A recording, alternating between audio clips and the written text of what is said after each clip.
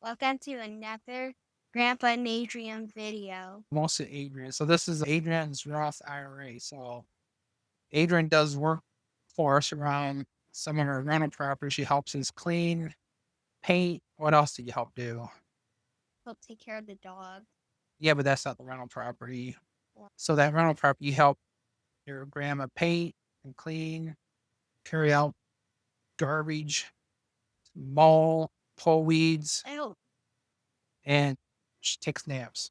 So anyhow, she has earned some money, and we have taken I might not make it to a billion for a few years, though. We're trying. So we take that money and we have invested to a Roth IRA, and you can have a Roth IRA for kids as long as they have earned income. And she's earned some income. So what we basically do, we take the money she earns, invest in IRA, and then we will gift her money for fun stuff I'm like an going to allowance. retire when I'm 59 years old, and I'm 10 right now. So So I have years to go. 41 or 49? 49. 49. So if you do the math, if she can earn 20% on her money for 50 years. In one of the first videos, we did some calculations. And $1 billion is if she stays super aggressive and earns really good rates.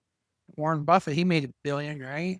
So why not you? A lot of people who make YouTube videos actually get a lot of money from their YouTube videos. Yeah, so But I'm getting money because Grandpa's paying me. I already in my hundreds, probably. I don't know if I'm going to pay her a billion, but I already have like almost $100 at my mom's. So don't be telling the YouTube people that they'll break in your house and take your $100. So subscribe and turn on notifications so we won't spend much time on that. enjoy these videos, hit the subscribe button so you don't miss future videos. Yeah, you don't want to miss anything. If you find this give it a thumbs up, it really helps the channel. And don't forget to click the bell icon so you'll know when I post new videos. That's right. Okay, so return since April 1st. So we haven't been making many videos because Adrienne hasn't been here. So she only visits certain times and we can't count on her being here like at the end of each month to do an update. So what I might do these updates. Actually, it would even be helpful because we do Yum Box videos. Yeah, we do Yum Box videos too. When we try out these new snacks from different parts of the world. That's right. We do the Yum Box videos. So we don't always get a chance to do these videos monthly. So I might do these videos by myself in between, even if Adrian's here, just to show people how it's going and everything. Because It's mine. so here's some returns since April 1st to about a week ago. And you can see some of these crazy funds that we're in. So down here, like you see Misty, we've bought some Misty, MSTX. These are MicroStrategy ETFs that either do leverage or covered calls. So Misty does covered calls. MSTX is a 1.75 leverage. And I'll talk more about these in a second. So we won't spend much time, but I just want to show this compared to the SPY or S&P 500, how the rest of our funds are doing. And some of them are doing quite well. So let's look back. Our last video was in April. Since April, this is what's been going on. So we sold our AMZ, we sold our Max, we sold our Disney. Now, Why did you sell Disney? I'm glad you asked because it was down 27% and it wasn't coming back. But I was actually watching Disney not that long ago. as much as we might like watching Disney videos and going to Disneyland, that type of thing, Disney World. it doesn't turn around and show that in the price of the stock as of late. So we don't want to just be loyal to Disney because it's Disney. We're not here to be loyal, okay? So unless Disney pays us, we're going to move on from Disney. So we moved But on what from if Disney. Disney pays us and we don't even have Disney anymore? It doesn't matter. The money you make from these other funds, you can buy Disney Plus, go to Disneyland, and do everything Disney. We sold AMZ, we sold YMAX, we sold Disney. So YMAX is a covered call ETF. And it's not I sold it because I'm disappointed in YMAX. I wish that NAV, the net asset value, would stay steady, but it doesn't. But the overall return is okay. but we just swapped it out for something else. What did we swap it out for? So this is what we are doing. We got some new things on here. Yeah, we got some new things. So we did sell some of the What about the MSTX. OLED? So we sold some MSTX when we basically got our money back out of it, and I sold some of the shares. And so the money we got in it now is basically all free money. So we're up 85%. That NVIDIA, I think we had 2 shares at one time, and when that kinda went up quite a bit, I sold 1 share, and that's up 74%. And UPRO up 24%. You can see how these have gone up. And so Wild, since I bought that, it has gone up 20%. Now down here we have Alti, a Netflix covered call ETF, and Misty. If you look, it looks like they have actually gone down, but they pay such a high yield in the case of Alti that the overall return is doing quite well. Even though these are red, this is the net asset value, not the total return. So total return is doing a lot better than this. And the same thing with the Swipe ETC. It's only up 1%, but in reality, the overall return, it's up quite a bit more than that. Actually, if I go back here, where's YBTC? So up 21% when you count the dividends or the distributions and the NAV. So you got to look at everything. Fidelity here doesn't show total return. It just shows the return on what we paid for it and what it's worth today. So you can go by these a whole lot, but it gives you an idea of what's going on. So quickly, let's look at the Last one. I want to talk about some other things here too. So these are like dividends. Wait. So all these here are covered call ETFs that pay a distribution. Some people call it a dividend, but it's actually a distribution. So I'm not going to explain what covered calls are. Basically, it's selling options for people to buy our ETFs, and they pay us for that option, and then we get to keep that money. So it's kind of like skimming a little bit of money off the top, and it's complicated for kids, but you can trust grandpa. If you can't trust grandpa, who can you trust? My mom. I'd rather trust grandpa. But anyhow, these were some of the distributions for the past 30 days. And you look down here, starting at the bottom. Here's a buck 38. And you look at this Netflix, it's $4. This is a monthly distribution. Misty, it looked like it was down here. So Misty looks like it's down 10%. But if you look over here, Misty is actually up. Total return is up 42% when you count the distributions. So if you go back to this distribution, that we got a $14 distribution. So that's what these cover calls are. They write covered calls on the positions they hold, and then we get the distributions.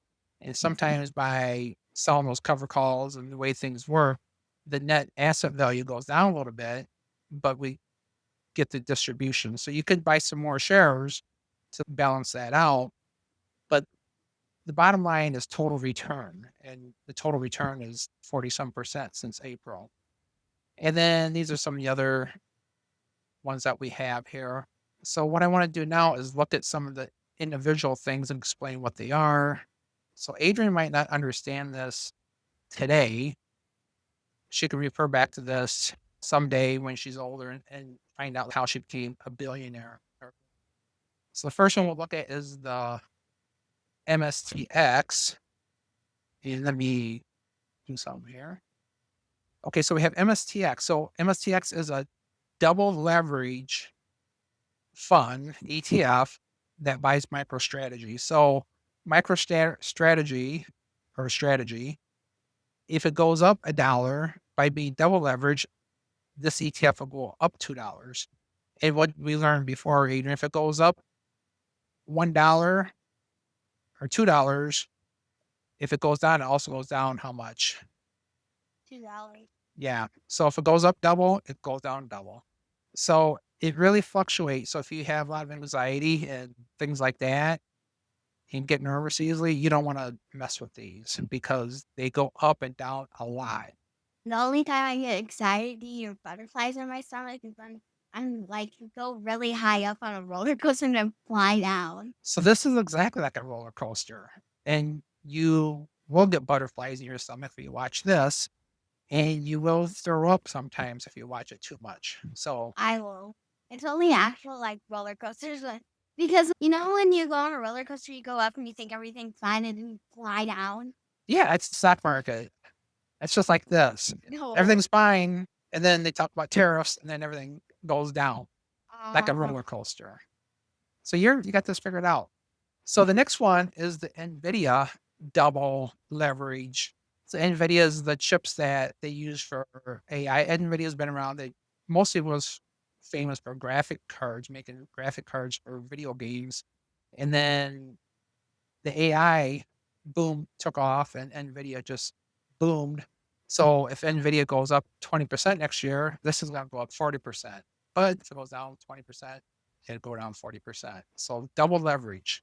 The next one is triple leverage, 3 times the daily performance S&P 500. So if the S&P 500 goes up 15% next year, this go 45%, same thing. We'll be watching all these and we'll try to look for some trends. If we think that the bull market is leveling out, what we might do is sell these triple leverage, double leverage funds, and then maybe buy into just S&P 500 fund that's not triple leverage. So we'll still be in it in case it keeps going up, but if it goes down, we won't go down triple. We'll go down whatever the S&P 500 goes down. And then when we think things have turned around and going back up, we'll jump back in and then try to grab that triple momentum going back up. So the next one is called Wild by Vista Shares. ooh, like a wolf. That's cool. A wolf. Oh, I hadn't. Okay, we're back on. I had to pause that for a second. So Wild, what it does, double daily strategy ETF. And what it does, it tries to catch the momentum of the 5 hottest stocks in the stock market. And it currently has Meta, which is Facebook, Alphabet, Google, AMD, Apple, and Tempus, which I'm not too familiar with, but it's an AI stock. And let's go down here a little bit. So the strategy is designed to choose the 5 most popular stocks based on buying momentum and investor sentiment. So basically, it's trying to look at what is hot in the stock market. What is the go-to stock? And so far, it's been doing pretty well. It's up 20% since we bought this maybe like a month ago. So we'll hang on to this and see how this works. And then we have TQQQ, which is like UPRO. It's triple the NASDAQ 100 index. So you might be familiar with QQQ, which is the NASDAQ 100. This is triple that. We might watch this if we see some slowing down the stock market or a little bit of see the moving average start curving going down. We might jump out of this and then just buy QQQ, QQQM, or something that mirrors the NASDAQ 100 or the Qs. And then when we think the moving average is going back up, we'll jump back in and try to capture that on the upswing. Now, here's some crazy stuff here. Alti. So we sold some yield max and instead we're buying Alti. So people will say Alti's horrible. The NAV goes away. You're going to lose all your money and everything. Well, Alti changed a few things a few months ago. They actually, before they didn't actually own the stock, they had like synthetic positions in the stock. You don't know what that means, do you? No. A lot of people don't know what that means. Basically, they would emulate owning the stock by buying and selling options. And so they'd buy an option, sell an option. And as the stock price moved, those options move with it because they have a long position and a short position.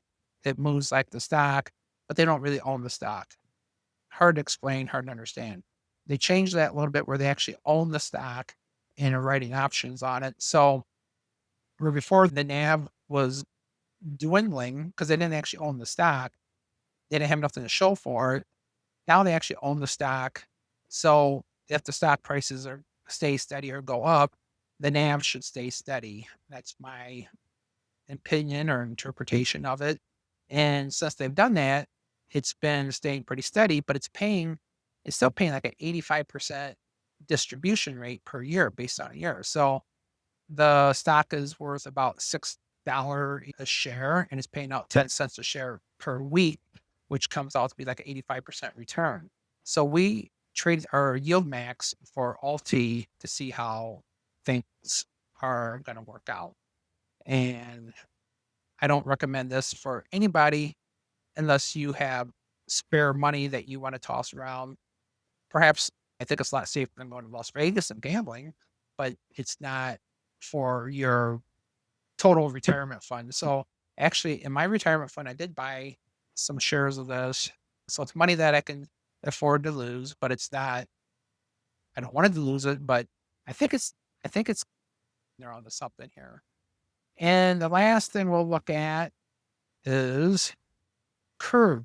So we have, if you remember, we trade our AMZ for AMSP, which pays almost 19% per year. We have a few shares of that. I'm looking over, we have 5 shares of AMZP, and the value is like $150, so it pays almost 19%. The other thing we have this APY, which is based on Apple. They write covered calls on Apple stock. It's earning a distribution rate of 14 plus per year, so a little bit over 1% per month. And then we also have 4 shares of the Google Curve ETF, Goop, which is paying almost 17%. So out of all these different funds that I showed you here, the UPRO, Wild, the Qs, Alti, and Curve, to me, the Curve funds are the most safe, the most conservative of all those, but none of them are considered conservative. They're all considered more higher risk, but these are probably the most conservative.